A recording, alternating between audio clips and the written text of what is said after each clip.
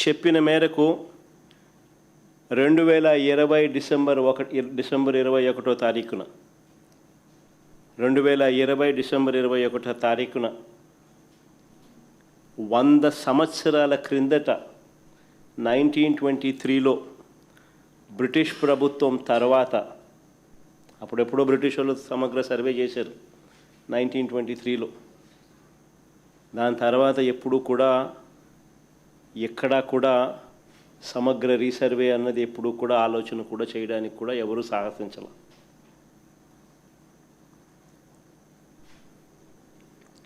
చెప్పిన మేరకు 2020 డిసెంబర్ 21వ తారీఖున 100 ఏళ్ల తర్వాత 1923లో బ్రిటిష్ ప్రభుత్వం తర్వాత సమగ్ర భూ సర్వే రికార్డ్స్ అన్నీ అప్డేట్ చేయడం, సిస్టమ్స్లోకి రిఫార్మ్స్ తీసుకొని రావడం మొదలుపెట్టి ఒక గొప్ప అడుగుబడింది ఆ రోజు. నిజంగా ఇది ఒక రాష్ట్ర ప్రభుత్వంగా ఒక సువర్ణాక్షరాలతో లిఖించదగ్గ ఒక గొప్ప అధ్యాయం. రీసర్వేతో, సమగ్ర రీసర్వేతో కూడిన ఈ సంస్కరణలు మేము చేసినది నిజంగా ఒక మహాయజ్ఞం లాంటిది. చెప్తా ఎందుకు అంత యజ్ఞం అనే పదం ఎందుకు వాడుతూ ఉన్నాను అని అంటే, ఒకసారి ఆ లోతు లేకపోతే మీతో పాటి ప్రజలందరికీ కూడా అర్థమవుతుంది అసలు ఎంత లోతుగా పోయాము అని. ఇది చెయ్యాలి అని అంటే ఎంత కష్టమైన పని అని కూడా అందరికీ అర్థమవుతుంది. దేశ పరిపాలనా చరిత్రలో భూ సంస్కరణలో సువర్ణాక్షరాలతో ఎందుకు లిఖించదగ్గ అధ్యాయం అని చెప్పి కూడా చెప్తా. ప్రజలకు, రైతులకు వివాదాలు లేని విధంగా,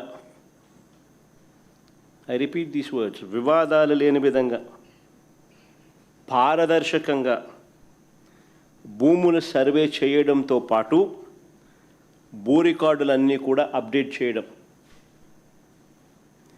వాటిని ట్యాంపర్ చేయలేని విధంగా ఫిజికల్ అండ్ డిజిటల్ ఫార్మాట్లో రకరకాల వివిధ చోట్ల వాటిని భద్రపరచడం అట్ వేరియస్ లెవెల్స్. భూ యజమానులకు, రైతులకు శాశ్వత యాజమాన్య పత్రాలు, క్లియర్ టైటిల్స్ ఇవ్వడమే కాదు, ఆ క్లియర్ టైటిల్స్కు ప్రభుత్వం పూచీకత్తగా గ్యారంటీగా నిలబడుతుంది.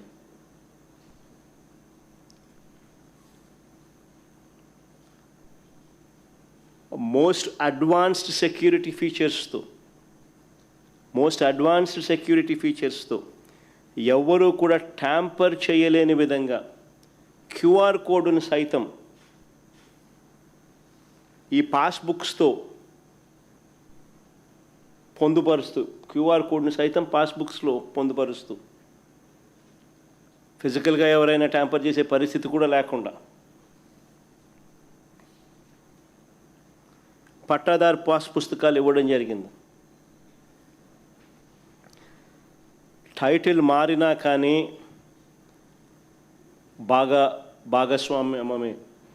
భాగాలు పరిష్కారంలో తల్లిదండ్రులు, పిల్లలు, తండ్రుల మధ్య లేదా అన్నదమ్ముల మధ్య టైటిల్స్ మారినా కానీ, లేదా క్రయ విక్రయాల ద్వారా ఏదైనా టైటిల్స్ మారినా కానీ automatic sub divisions, automatic protocol ప్రకారం మ్యూటేషన్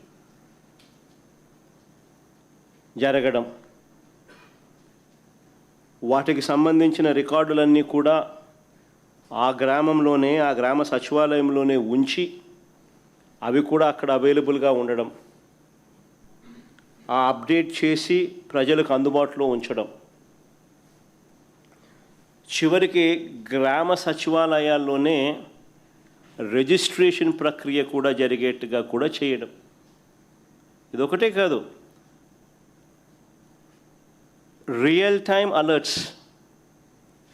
మీరు ఏదైనా భూమి ఏదైనా మీరు అమ్మినా, మీ భూమి ఏదైనా మీరు కొనుగోలు చేసినా మీ భూమికి సంబంధించిన ఎక్కడైనా లావాదేవీలు ఎక్కడ ఏం జరిగినా ట్రాన్సాక్షన్ జరిగినా మీకు రియల్ టైం అలర్ట్స్ వస్తాయి మీ ఫోన్కు.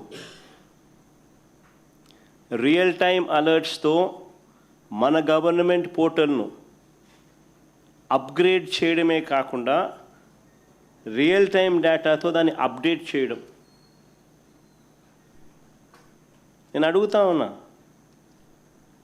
దీన్ని మహాయజ్ఞం అని అంటారు. Look at the depth. చేయాలనుకున్నది ఏ స్థాయిలోకి వెళ్ళి చేశాము అన్నదానికి this is the depth. Chandrababu Naidu garu 8 పదులు వయసున్నా కూడా, 80 ఏళ్ళ వయసు, 8 పదులు వయసున్నా కూడా నువ్వు ఎప్పుడైనా ఇలాంటివి విన్నావా, చూసావా, చేసావా అని అడుగుతా ఉన్నా చంద్రబాబును.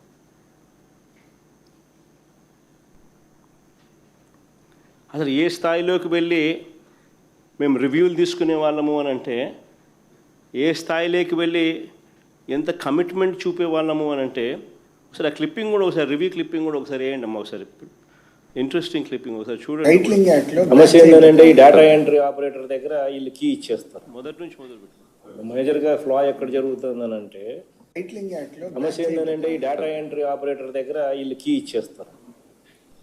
మేజర్గా ఫ్లా ఎక్కడ జరుగుతుందని అంటే, వీళ్ళకి డేటా ఎంట్రీ ఆపరేటర్ దగ్గర కీ ఇచ్చేస్తారు. ఆ కీ ఇచ్చేసి వీళ్ళు పట్టించుకోరు. ఈ కీ ఉంది కదా అని చెప్పి స్లో విల్ స్టార్ట్. మనము టైటిలింగ్ యాక్ట్లో బ్లాక్ చైన్ టెక్నాలజీ అని పెట్టాం sir, which is tamper proof. ఆ టైటిలింగ్ యాక్ట్ కూడా ఒకసారి చదువుకోండి.